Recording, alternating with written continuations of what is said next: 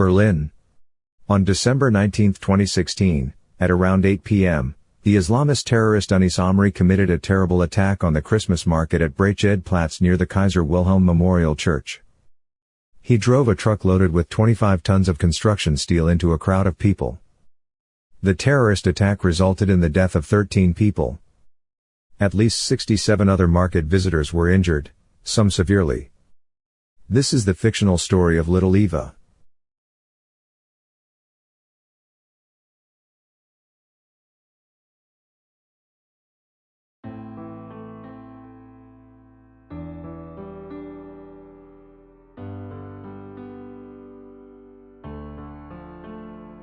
Even through the door she can hear Dad running up the steps. He can't go that fast yet because he was in the hospital the other day. But for a few days now, as Mummy says, he has been going to work in the mornings when Eva is still asleep. And in the evening, when Eva is already asleep, the door closes and Daddy stands exhausted in the hallway. Mummy has now decorated it with fir branches, where funny figures glitter, with snow-white sleds and golden stars. And Eva drew large circles on the pavement with colored chalk, and Mom and Dad in a sleigh, but she can't do it as well as she sometimes thinks.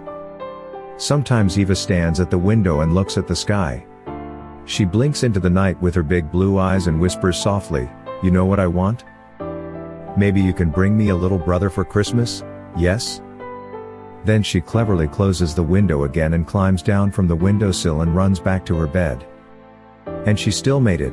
Before the apartment door closed and seconds later Daddy ran his little Eva down the face with heavy breathing and sweaty hands. She squeezed and whispered, "Sleep tight, my little princess." She was actually there, not as small as she found herself. After all, she was a little over a meter tall. But Dad always called her, even when he raised her up to the ceiling in high spirits, "My little princess Eva." Then she laughed and, while her blonde curls swirled through the air, felt as if she could do it with her strong king, embrace the whole world and, if need be, conquer it together with him. But tonight everything was different. Mummy said Eva could stay up later today, and if Daddy came they would go out together. To where? Eva had no idea, because it was supposed to be a surprise. Mom loved surprises that she could give to others. Dad somehow didn't like it when Mom cooked up one of her surprises again. And Eva loves to be surprised by Mom and Dad. Today Eva has put on her white bobble hat, her red coat, white mittens and white boots with the white fur sticking out. Eva loves this get-up.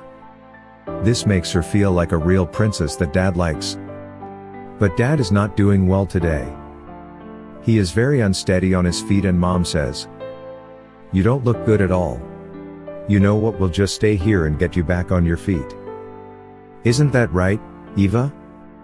Eva doesn't even know what to say and just nods silently. So, she thinks, she will never find out what this surprise was all about. Sometimes she also thinks Daddy can read minds.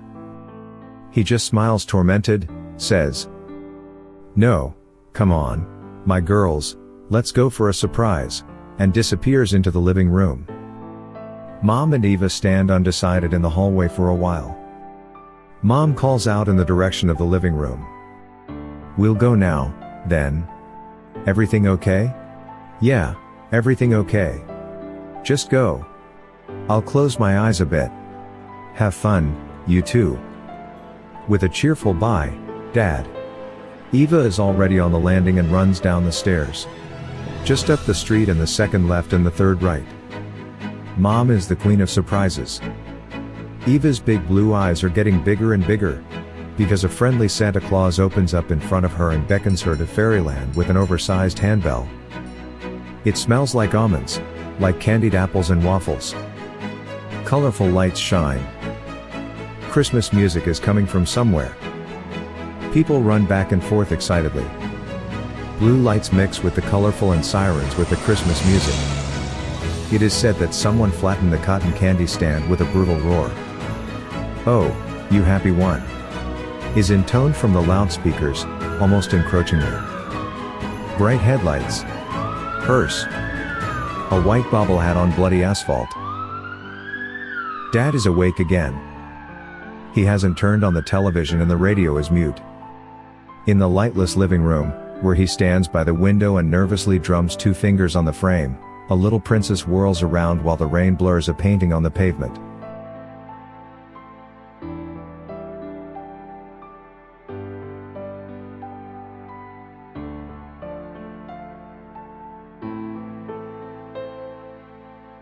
I love you, Dad.